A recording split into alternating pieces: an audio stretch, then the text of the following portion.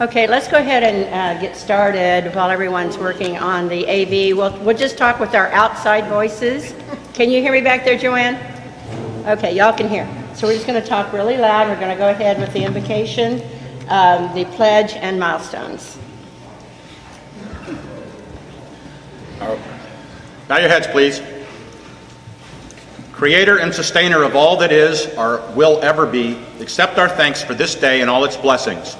We ask that you guide and direct our club, its leaders, and our actions, keeping in mind always the enduring values of life, exerting our efforts in those areas and on those things upon which future generations can build with confidence. We are thankful for this day that you have given us, for its blessings, its opportunities, and its challenges. May we appreciate and use each day that comes to us.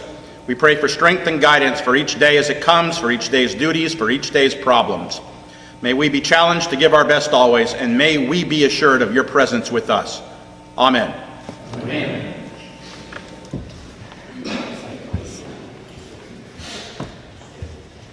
I'm always very proud to bring a pledge to the greatest American flag that unfurls in our country.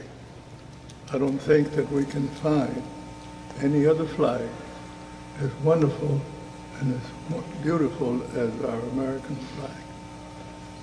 I pledge allegiance to the flag of the United States of America and to the republic for which it stands, one nation under God, indivisible, with liberty and justice for all. When we used to recite the flag for the kids, they used to say, with liberty and justice for all.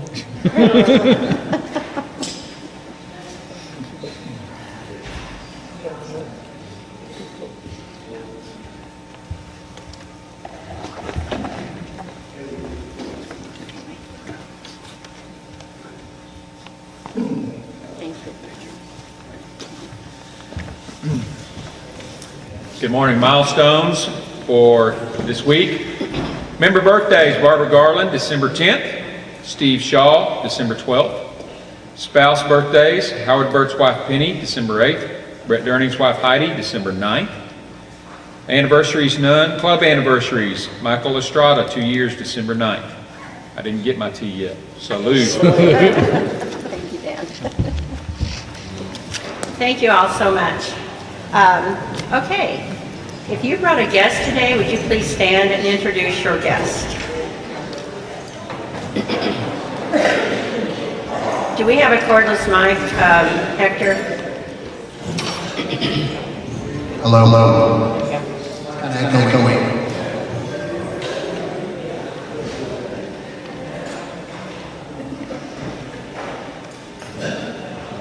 So I'm going to be very gentle with this to prevent feedback. So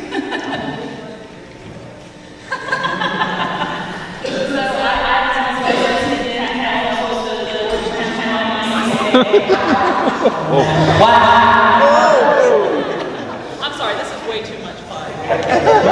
But she is my guest again, but she has submitted the membership application. Okay, great.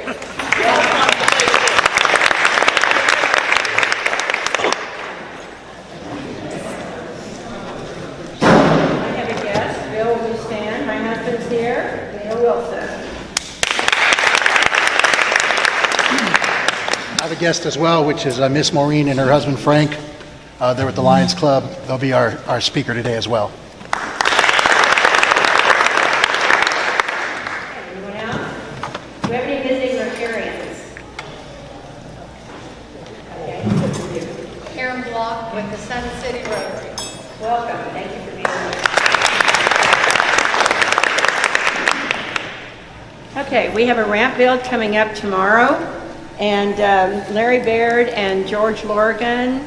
Okay, George, did you want to say something? You just want people to meet you afterwards for that? Back corner, meet George after the meeting to talk about the ramp build. I think he needs a few more people to help out with that. Definitely a 50-foot ramp. 50-foot ramp, okay. Carol, did you want to come up? Yes, I do. Hector, you want to move that forward for me? Okay, one thing, actually there's two things that I do want to say. And I really appreciate the Lions Club because we what am I saying? My husband and I, can y'all hear me okay? My husband and I did the auction one year for the guns, which we don't do anymore, and I won one, so that keeps me protected as I'm out selling homes. Okay, the other thing that I want to mention to our club is that this is the last day to submit donations to, God dang, this is the last day to submit donations for our Christmas party.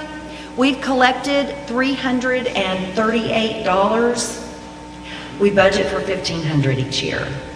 So $1,500 is what we need, which we always get every year, and we have one more round so we can get these kids the gifts that they don't know they're getting yet. Okay, Myra is not here today, so I have put out the forms on the tables, and after the meeting, if you will just bring them to me, I will collect them today, and you can charge your account, or I also take cash or check. Okay, I know you can do it. Thanks. Thank you, Carol. Also, Brian Jameson and Allstate Insurance donated $1,000. We were able to buy wallets for our high school students, programmed by Laura Antone. She does that for us each year.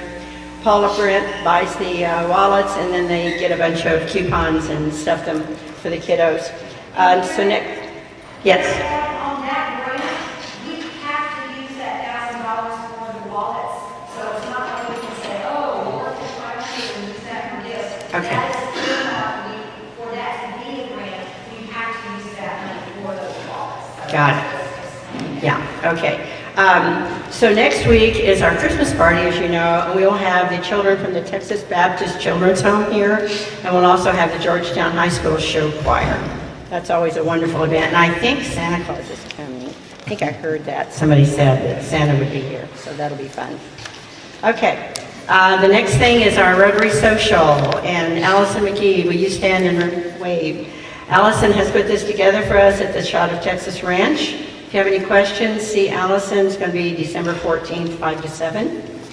Then the next thing going on is Breakfast with Santa. This is a fundraiser for the Sun City Rotary Club. It's only $6, you guys, and the kids eat free. It's going to be the 15th, so it's Saturday. It's going to be at St. Gabriel Park in the community center. So grab your grandkids or your kids and go over and support the Sun City YMCA, or Sun City Rotary Club. Julian Grant, you want to talk to our folks about Harvard Glee Club.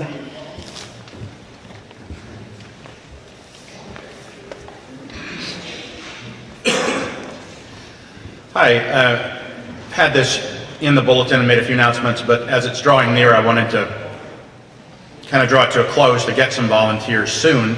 So if you are able to host some male college students, very well behaved and wonderful to talk to, please let me know immediately so I can let them know. Again, these are going to be the nights of January 20th, 21st, and 22nd.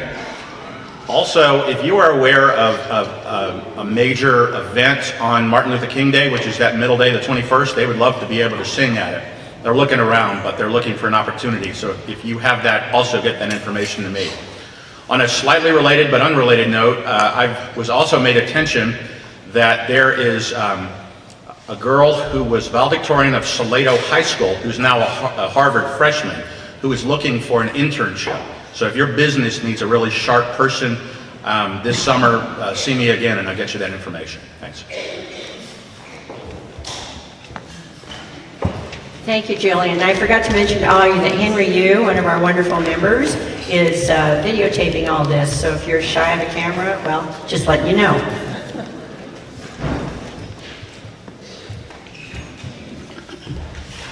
So I'm here to encourage you to sign up for the Foundation Gala on February the 2nd, Happy Groundhog Day. Our speaker is going to be Rotary International President Barry Rassin, who I understand is quite a good speaker. Dress is business attire, black tie optional if you have it. There'll be a Rotarian social from 6 to 7 and the gala from 7 to 10. $80 a piece. It's at the Hilton, downtown Austin. register, there's a link that, won't bother reading. Go to the District 5870 website and you can register there. If the club registers at least 10 members, they'll reserve a table for us and provide us with preferred placements central and near to the head tables of the speaker's podium. So that'd be worth getting 10 out just to get a better position. And the downtown Hilton Austin is offering a room, special rates for $179 a night if you want to spend the night instead of driving back in the middle of the night. So sign up and go to the gala. Thank you, Jerry. Appreciate that. George Oliver, do you have anything to talk about today for the membership committee? No, you're good. Okay. All right. With that, then I'm going to invite Hector Martinez to come forward and introduce our speaker for the day.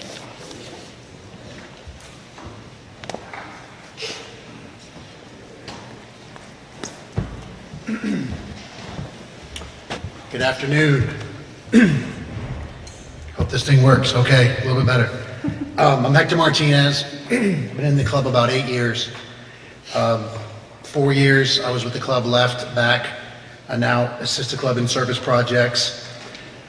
I was born quickly in Texas, moved, grew up on the East Coast, came back. Been out here since '96. Have 3 daughters, 13, 2.5, and 4 months. So kind of a big range there. And I do work with Capital Fund and Credit here locally in Georgetown. I'm going to introduce our speaker. It's Miss Maureen Kinald. She's with the Lions Club. Our club did a grant for a spot vision machine that was approved a couple months ago, and Maureen's going to get more into that, but I'm going to give you a little bit of background on Miss Maureen. Lion Maureen has been in Georgetown Lion for 15 years. She currently holds a position as District Cabinet Treasurer for the 6th year. She's a member of the Board of Directors 2-S3 Charities and is a chair and administrator of the district's KidSight program. Ms. Lion Maureen has held the offices of club president and treasurer and is currently the secretary and the director of the Georgetown Noon Club. She also serves as zone chair for 2 years. She's a 2020 visionary and life member of the Lion Star Lions Eye Bank. In recognition of her service to Lionism, she has received the following awards. She was named Lion of the Year by her club 3 times and received an Excellence Award for her work as zone chair. She has twice been awarded the International President's Leadership Medal and has also received the International President's Award, which is the 2nd highest award that a Lion can receive. Miss Maureen is married to past District Governor for Lions, Mr. Frank, which I introduced earlier. They have a son, Michael, a daughter, Kristen, good name, my daughter's name is Kristen, and a granddaughter, Rachel. So I'd like to invite Miss Maureen up, and I'll present her with the check that we gave them.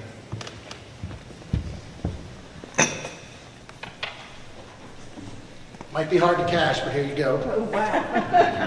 That's big money. So thank you from Thank you from our club.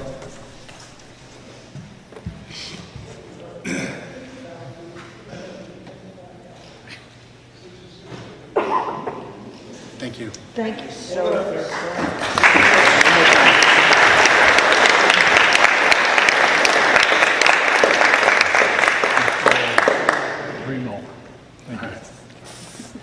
Okay. My turn. Good. You're up.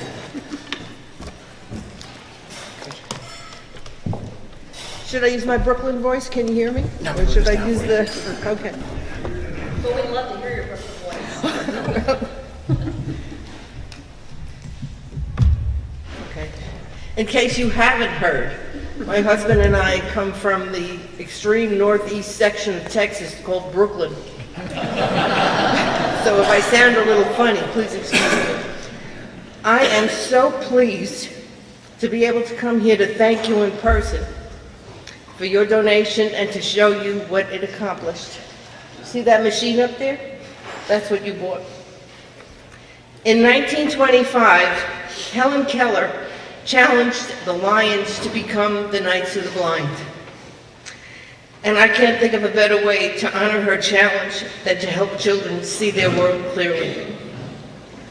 To first give you some background on our KidSight program, it's run by Lions District 2S3, one of 16 districts in Texas.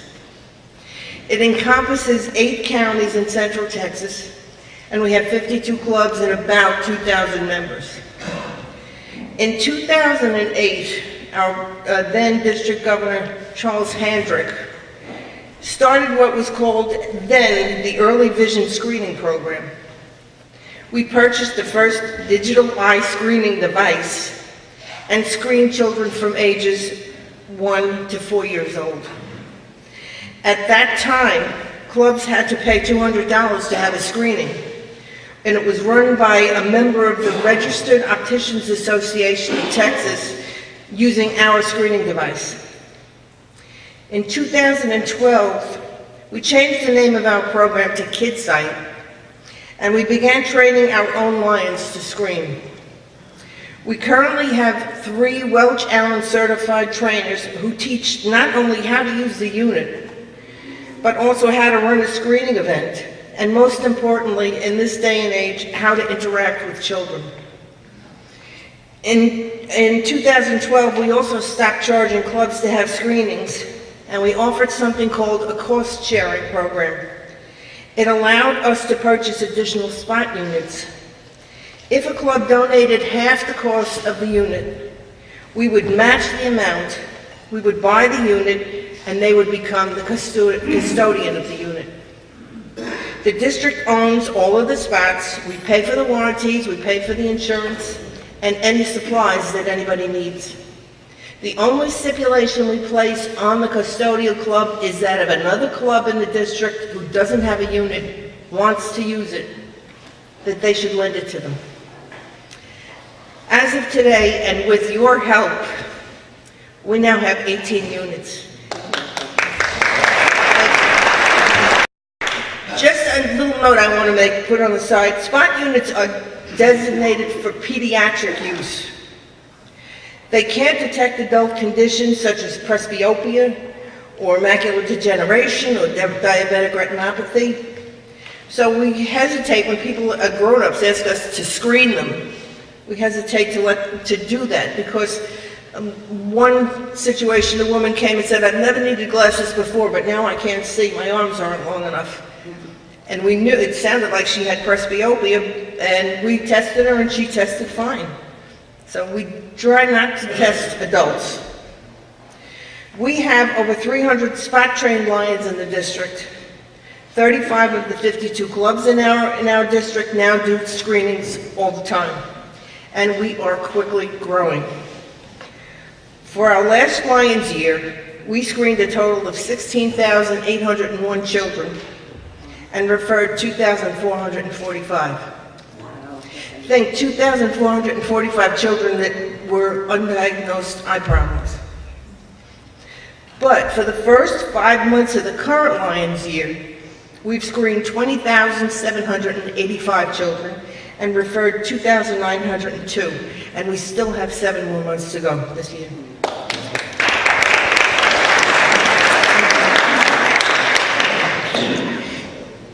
% of what a child learns is visual. Imagine the impact a vision problem has on a child's ability to perform well in school. So many times, children are labeled as problem students just because they can't see the board, they can't read their book. Children don't know they have a vision problem because it's the only way they've ever seen anything. They don't have anything to compare it to. So let's put you in the picture. Imagine trying to read a book or a menu or a pill bottle without your glasses, day after day. How long would it take you to become frustrated? I keep challenging my screeners also when I train them to try taking your glasses off during a meeting, if you're myopic especially. See how long it takes you to lose interest and start zoning out. It happens. You can't keep your concentration if you can't see. Our main mission at KidSight, however, is to screen children from the ages of 6 months to 6 years. We're trying to detect amblyopia and strabismus. before it becomes permanent. Amblyopia is not an eye disease, it's a neurological disorder. It affects approximately 3 to 5% of all children. These children have a condition where one eye is weaker than the other. The condition makes the brain choose which eye it's going to concern itself with. And then it just turns off the other eye. It turns off the connectors between the eye and the brain. And by the time a child is 8 years old, they're not going to be able to see out of that eye. The other condition, strabismus, it's usually called crossed eyes or walled eyes. It's comes with the same problem. Small children have the ability to suppress the vision in the weaker eye so that the brain can see just one. But it winds up with amblyopia also. The brain is going to just stop the connection that connects the eye to the brain, so they're going to lose the vision in that eye. The problem with all these conditions is that children compensate so well. Parents are not aware that their children have a problem, and very often by the time it's diagnosed, it's too late. If a child is not treated for amblyopia, by the age of 7 or 8, it's going to be permanent. It'll be a permanent vision loss that the child is going to have to live with for the rest of his life. Amblyopia, if it's caught, can usually be corrected early enough with just a patch or a pair of glasses. If it's really bad, by the time the child is caught at 7 or 8, sometimes they can do surgery. But after that, they don't have the vision in their eye. To give you an idea of how hard it is to detect vision problems, I want to tell you about 3 events that I personally encountered when I was doing screenings. The first one, when my granddaughter was 9 years old, she came to help out at a screening. And the person who was doing the setup asked her, would you come over and be the guinea pig so that I can make sure that I have all of everything working properly? And she went over, and they came back to us and said, your granddaughter needs glasses. And yeah, and it makes no difference how well a child is taken care of or the amount of money a person has. Children compensate so well because they don't know they have a problem that it's easy to miss even severe eye problems. The second thing I wanted to mention, the second screening that I was part of, we once did a screening. We often do screenings in the library. They give us one of the conference rooms upstairs in the Georgetown Library, especially when they're having a children's whatever downstairs in the children's section. There was a woman, a grandma, that brought in a little 2-year-old in a stroller. I was downstairs with somebody else, and we asked them, why don't you go upstairs and have her screened in the conference room? This beautiful little girl had almost no vision in one eye, and nobody knew it. And the grandmother said to me as an afterthought, you know, when she concentrates on something, she always turned her head. But thank God we found it, because she's young enough that we could do something, they could do something about it. And the third one, finally, each year past District Governor Frank and I accompany one of our members who's an optometrist to Hope House in Liberty Hill. I don't know if you know Hope House. We help screen a group of severely handicapped, nonverbal children. The last boy in the group that we did last time was 16 years old. It took Dr. Grace over half an hour to get the screening on him, because if you know severely autistic children, they're not going to sit still. They don't know what's going on, and they didn't want to be part of it. He didn't want to be part of it. But she did her best, and she was cooing at him to get his attention, making noises, and she was rolling on the ground with him, and it took her forever, but she got that screening. And she found out that this 16-year-old boy who was never diagnosed was blind in one eye. Now, when you're dealing with an autistic child, one that it gets so up and excited, to come up on that child's blind side all the time would have made a big, big difference if they had known. It helped their treatment tremendously.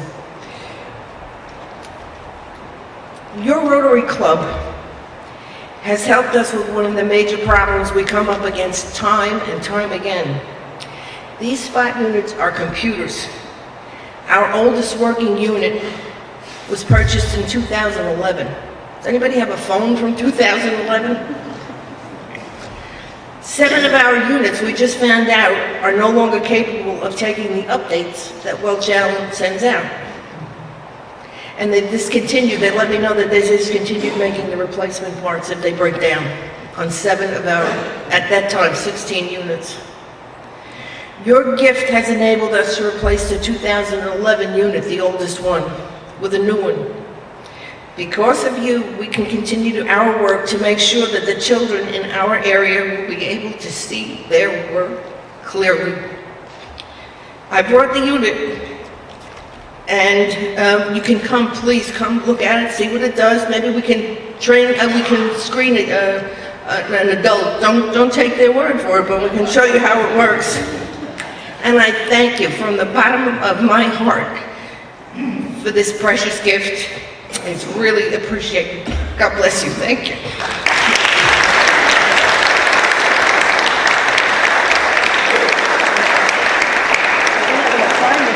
Screen someone? I sure would. Okay, who would like to volunteer to be screened? There we go, we have a volunteer.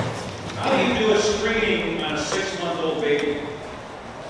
If you can get a child to look at the unit, because it has blinking flashing I'm lights. gonna have you come back up here, and I'll help you with that, so you Sure. can answer his question. Yeah.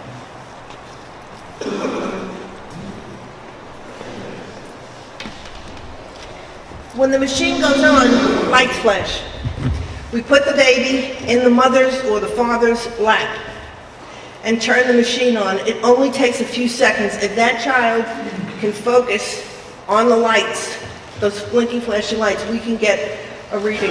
And our really experienced trainers, screeners, they get it all the time. They're amazing. They're amazing. And screening is like riding a bicycle. The more you do, the better you get at it. Yes.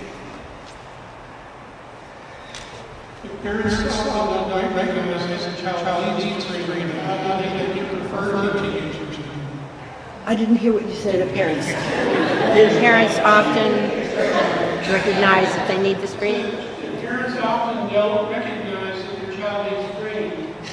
How do you get referrals from children for the screening? When we screen a child and we find out that there's a problem, all of the clubs that do the screenings are asked to make arrangements with opticians or ophthalmologists or optometrists in the area, and we refer them to them. That's not the question. How do you find the kids to screen? We work with the schools. Right now, the state of Texas allows us to go into schools and screen children up to 5 years old. We also screen all of the other children, but they require, for some reason, because they're going very slow. This is brand new to the state, these machines. They're saying, all right, you can come in and screen, but you also have to use the charts. But that is our main focus this time of year, up until November. We start in September, go into the schools and screen all the kids. After the beginning of the coming year, we're going to start the event screenings, where you go into, like I said, you go to Walmart, their wellness days, you go to the libraries. Each individual club goes to their local community, whatever. And whenever they find kids, that's where you get the little ones. Yes? Yeah, the 18-year-old niece, when she was, I don't know, 6 or 7, found out she had what they call a lazy eye. And she wore an eye patch periodically through the day, and she ended up getting contacts just with normal eye stuff. And they got her just because my niece took her in for her eye test, and so she wore that eye patch so many hours a day, and then it made that eye stronger. Yeah. Right? It makes the brain reconnect with the eye again, because it'll just shut itself down. Isn't it amazing that a kid with strabismus, with crossed eyes, can just, on their own, they can just shut out one of the eyes without it. That's amazing. Every time I do something with KidSight, I'm amazed with the stuff that I'm learning. I am not a professional. My business has always been accounting. It has nothing to do with medical. But every time I learn something, it just amazes me. And what a waste it is for these kids. We have 2 people in our club who had lazy eye, undiagnosed, and they both have vision problems in the bad eye. 2 grown-ups. So they know how important it is. I'm going to ask you to screen George, Sure. just to show us how the unit works. Why do you sit down? Maureen will Start take over it. your sheriff there? Yes, you can do that.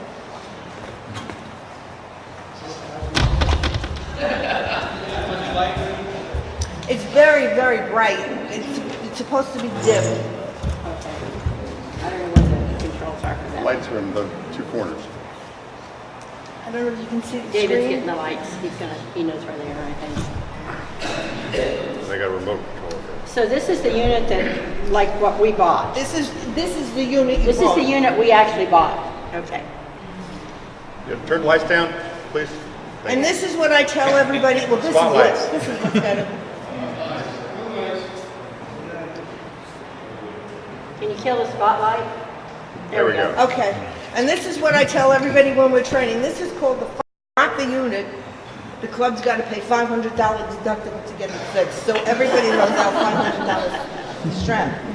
It's coming up. Okay, I wish I could show everybody on the screen. Perfect. It has age ranges. There's different ways that we can input. If we're doing a big school, and we're doing 200 or 300 children, the school will send us an Excel spreadsheet. Oh, I'm sorry.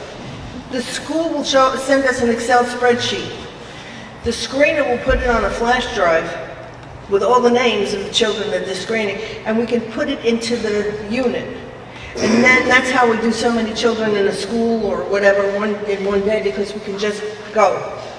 And usually attached with this, it's not attached physically, but we have a printer that when a person has to be referred, we print out. It's on the back, on the back of the handout that we had. There's a form that you see what it looks like when a child has to be referred. Okay. So let's do you. You're 20 to 100 years. Yes. You see can you see that's what the children see? That is capable of doing something painful you could drive out.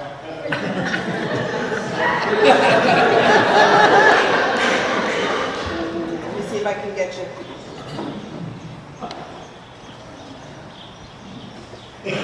Close. I got you. Oh, there's 2 eyes up there on the screen. That's you. And it says... I can't read what it says, but there's 2 eyes on the screen. It says all measurements are in range.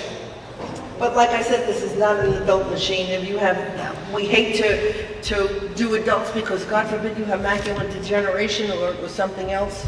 And this thing says you're fine.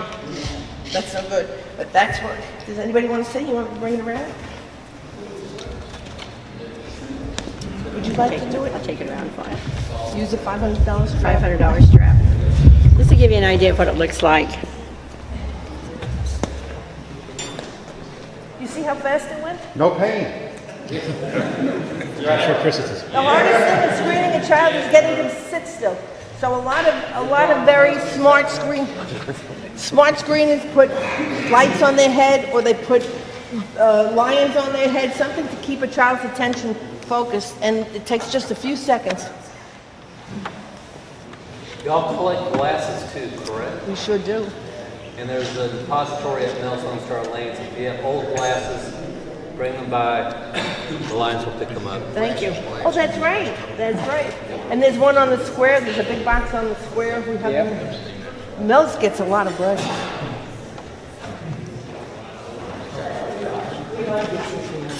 Hey, Frank. I said, yes, it smells. I said, I think I know those people. You do. We just know you in a Lion setting, not in a Rotary setting. You look different here. You look very Rotary here. Oh, I'm not blind? No, you're not. These are for you. Okay, Maureen. That's because you probably have presbyopia. I do. See? It doesn't pick it up. See, that made my point. Put this in your hands before I take the strap off. Wonderful. So just so you know, the machine does have a correct reading. I can see all just fine. I have what's called presbyopia, which is why I got bifocal, so I have reading glasses with me at all times. That's the reason I wear these. So it is not giving you a bad reading. It's actually giving you an accurate reading. So thank you so much, Maureen, for coming today and showing us the unit. I think it's always fun to see where your hard-earned dollars have gone and be able to demonstrate what this machine does and how many students this really affects. It's totally amazing how many folks that you're able to help. So thank you so much. It's a practice of our club to have our speakers sign a book. So before you leave today, if you would sign this for me, and we're going to donate it then to Pearl Elementary, to their library. And to thank you, I brought a couple of gifts for you. She has gifts. My goodness. Beware of lions bearing gifts. I brought this for you. A little odd, but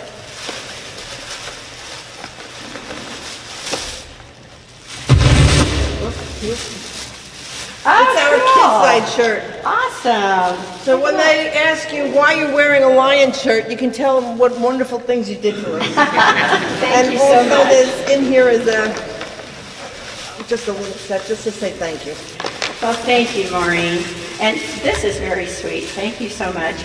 And as a side note, you guys, they live across the street from me. So I'm really fortunate to know these wonderful people. So thank you. That's why we bought. They knew that we walked to look at the house, saw Karen and Bill, and said, oh, we wanted it. That's very nice. Well, thank you so much. Okay, one of the things I want to ask y'all, you'll notice around the room we've got a few extra things what we're used to seeing. The Learning Tree is getting ready for an event tomorrow morning. They were kind enough to let us go ahead and have our meeting here today, but they really need to get on top of these tables quickly. So if you would please take your plates and all your things and take them to the back window. There's a trash can back there when our club closes, when our meeting closes, if you would do that. Help us get the tables cleared, that way the ladies can come in and decorate for their breakfast in the morning. And thank them very much for cooperating with us and letting us hold our meeting here today. Okay, next week is our board meeting. It's at 11:45. We'll be in a room back there adjacent to this room. I'm sorry, 10:45. 11:45 is this meeting. 10:45 is our board meeting, and next week is our Christmas party, as you all know, and it'll be our last meeting for December. We will come back and resume our meetings January the 4th, so don't miss next week. We've got a fabulous program. Like I said, I think I heard that Santa's coming. We're going to have the children from the Baptist Children's Home here, and we're going to have the show choir from Georgetown High School, so it's always a fun, festive event. Okay, are there any other announcements for the good of Rotary? Yes, sir. Did I see next Friday's social, it was free beer? Is that what it is, Allison? Is that what's going on? Free beer? Free chili? Free craft beer and free chili. Who's making the chili? Rob's right. Is it Texas chili or? Well, Bob, tell us about the chili. Rob? All right, so unless it's for my wife, you know I can't avoid it. This question. What kind of chili? Deer chili. And yes, it was walking around the ranch 2 weeks ago. This is not the place for animal rights activists. Free beer, that's most. It's got free beer, that's right, that's right. Well, it's going to be fun. Yes, Carol? Also, if y'all plan to bring guests to next week's meeting, if you will email me and let me know by Wednesday, because Alicia will need to have a head count, and with that many people, she needs to know how many, how much to make.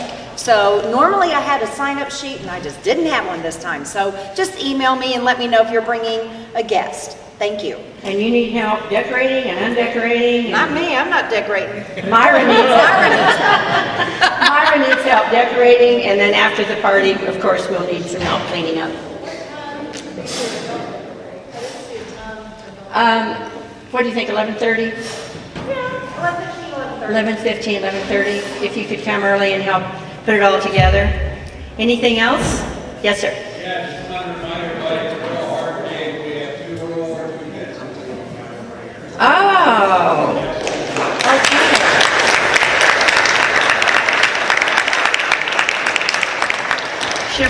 stand, Scott? Do we have our World War II vets stand?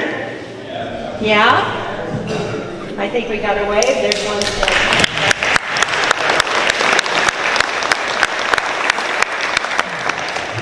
Anything else for the good of Rotary? Okay, if you would all join me in the things we think, say, and do. First, is it the truth? Second, is it fair to all concerned? Third, will it build goodwill and better friendships? And fourth, Will it be beneficial to all concerned? We're adjourned.